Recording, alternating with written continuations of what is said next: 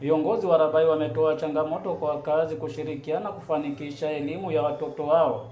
Wakiongozwa na mbunge wa Rabai Anthony Kenga, amesema changamoto za elimu zinaweza kabiliwa iwapo wazazi watashirikiana na hazina ya NGCDF katika ulipaji wa karo za watoto. Akizungumza huko Shikadabu wakati wa kutoa hundi za basari kwa zaidi ya wanafunzi 2500 wa gredi ya 10, Kenga amedokeza kuwa jumla ya milioni 46 zimetengwa kwa ajili ya karo, huku wanafunzi wanaojiunga na gredi ya 10 wakipata jumla ya shilingi milioni 16.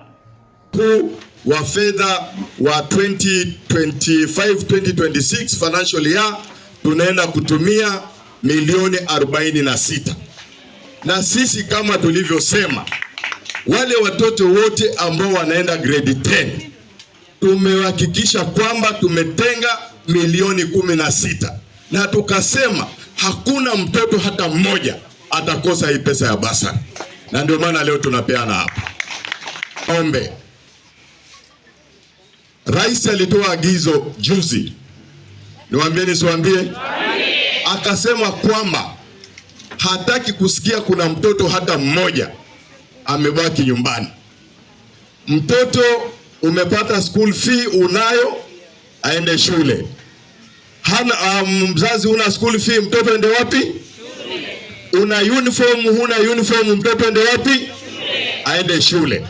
Itakuwa makosa leo Rabai hii isemekane kwamba una watoto wamebaki nyumbani.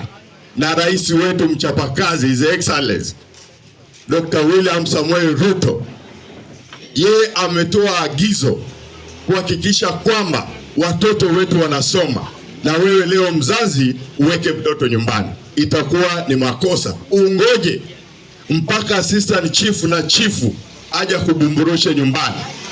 Kwa upande wake, chifu wa Rabai Anthony Jao amewaonya wazazi dhidi ya kutekeleza majukumu na kuanza kukumbatia zaidi sherehe. Na waomba tu wachukue majukumu yao. Walipokuwa wanapata hao watoto, walijua kwamba haki ya watoto lazima wapate elimu. But now umefikia mtoto amefanya bidii, amepita. Mtoto unamwambia fanya bidii baba, fanya bidii mama, ukipita utaenda shule. Mtoto ameprove kwa mzazi amepita. Kumpeleka shule inakuwa ni problem. Unakuja kwa chief hauna chochote. Tikiti hauna, pesa shopping hauna, pesa fees hauna. Unashindwa atakusaidia vipi? Pesa ambayo mbunge anapatiwa ni kidogo tu, anapatiwa, lakini nyingine ni wazazi wabebe majukumu yao. Wito wangu ni kwamba wazazi wote tubebe majukumu. Nikiripotia Bandari TV kutoka eneo bunge la Rabai, mimi ni Ramadhan Nyayo.